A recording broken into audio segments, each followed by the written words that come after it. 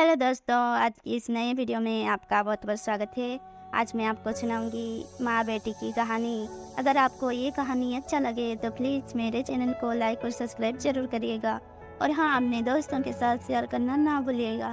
तो चलिए शुरू करते हैं इस कहानी को। घर में शादी का माहौल चल रहा था। पूरा घर सजा था।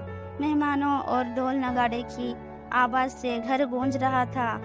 चूल्हे की आग पे पक रहे खाने की खुशबू पूरे गांव में फैल गई। आंगन में दुल्हन की हल्दी की रस्म चल रही थी। जारी वाली मलमल की साड़ी पहन के नाचती औरतों के बीच हल्दी लगाए बैठी सुमन आंखों से बहते आंसू को काजल के पीछे छुपाकर हंसने की कोशिश कर रही थी। इस भीड़ में उसकी सांसें खो रही थी। घुटन को सीने में दबाकर वो लोगों से बातें करने की कोशिश कर रही थी। हल्दी खत्म हुई। हाथों में उसके नाम की मेहंदी सज चुकी थी। मेहंदी में उस 35 साल के आदमी का नाम देख वो तड़प उठी। ये हैवान एक दिन बाद उसका शरीर खा जाएगा। ये विचार मात्र से वो बुरी तरह कांप उठी।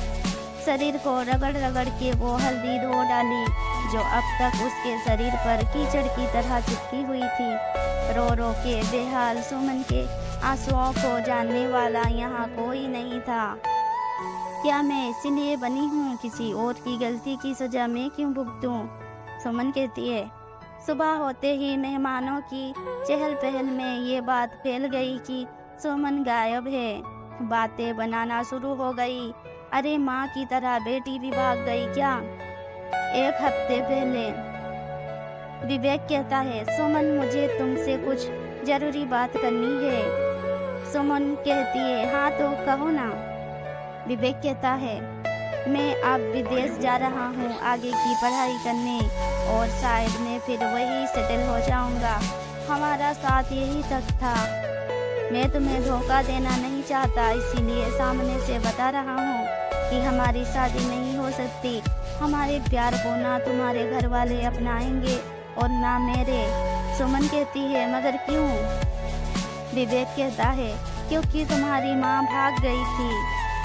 कह के वो चला गया, लेकिन सुमन के कानों में अब तक वो बात गूंजती रही।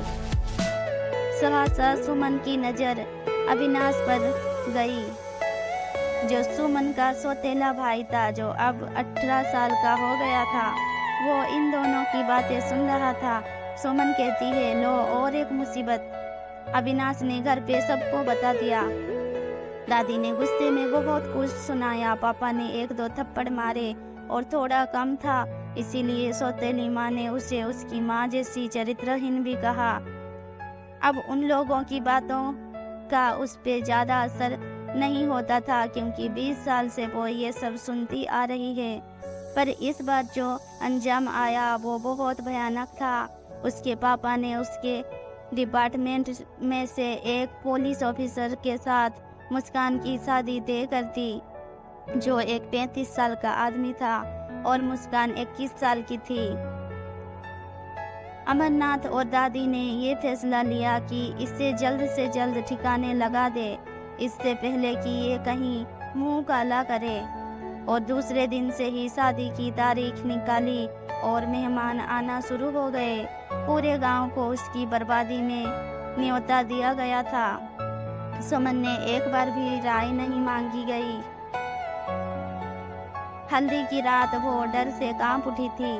20 साल से उसके मन में कई सवाल थे, जिसके जवाब टूटी फूटी कहानियों से उसने यूं ही हवा में जोड़े थे। मगर सच्चाई क्या थी? उसे तो ठीक से अपनी माँ का चेहरा तक याद नहीं। 2 साल की थी वो जब उसकी माँ उसे छोड़ के चली गई और उसके ताने वो आज तक दुनिया से सुनती आ रही थी। सुमन अपने कमरे में कांपती रूह के साथ सारी अलमारी बिखेर बैठी थी। उसमें उसकी माँ की एक छोटी सी बहुत पुरानी तस्वीर मिली।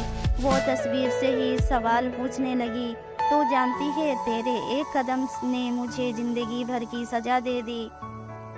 तू भागी क्यों? दादी और पापा सौतेली माँ और अविनाश को कितना प्यार करते हैं। तुम्हें ऐसी क्या परेशानी थी कि तुम भाग गई और इस वजह से वो लोग मुझसे भी नफरत करते हैं। तुम्हें वापस आना होगा। 20 साल पहले तुमने जो बिगाड़ा है वो सब तुम ठीक करोगी। तुम्हें आना ही होगा। मैं लाऊंगी तुम्हें। मैं ऐसी जिंदगी अब नहीं जी सकती। सुमन के हाथ से बंदूक छूट गई। वो जमीन पर जिंदा लाश की तरह गिर गई और चीख चीख के रोने लगी। उसके इस रुदन ने वहाँ खड़े सबके रोंगटे खड़े कर दिए। दादी भी सिर पे हाथ पकड़ के बैठ गई। जिस राज को उसने इतने सालों से संभाल के रखा था वो आज बेरहमी से बाहर आया था। अब आने वाला तूफान को रोकने की किसी में हिम्मत नहीं थी। अविनाश भी गुस्से से लाल पीला हो गया। उसने अमरनाथ को खींच के एक चांटा मारा। शर्म आती है मुझे तुम्हें पापा कहने में। जिन्होंने इंसान हो तुम।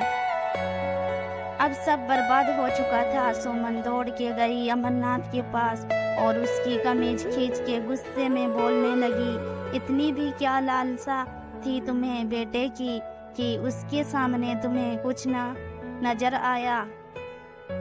तुम हत्यारे हो 5-5 जीव के और ऊपर से मेरी माँ का नाम बिगाड़ के तुम जी के सकते हो। ये क्यों नहीं समझ आता कि एक जीव पहले होता है, लड़का या लड़की बाद में। वो चीख चीख के बोलने लगी, कब तक ये सब चलता रहेगा? लड़का लड़की एक समान है। ये बात चीख चीख कर बतानी क्यों पड़ती है? दोनों की तुलना करे ही क्यों? दोनों की अपनी अपनी अहमियत है। दोनों के बिना समाज अधूरा है। फिर सिर्फ लड़के की आशा क्यों? लड़कियों को क्यों ये साबित करने की ज़रूरत है कि वो लड़कों से कम नहीं? क्या वो एक लड़की बनकर नहीं रह सकती? किसी से उसके पद की तुलना क्यों करते हो? ना जाने मेरी माँ की तरह और कितनी औरतें इस दुख से गुजर रही है। बंद करो ये घिनौनी हरकत। ईश्वर के लिए दिए जीव को पालना सीखो, नहीं कि उसके मोल करके उसे मारना।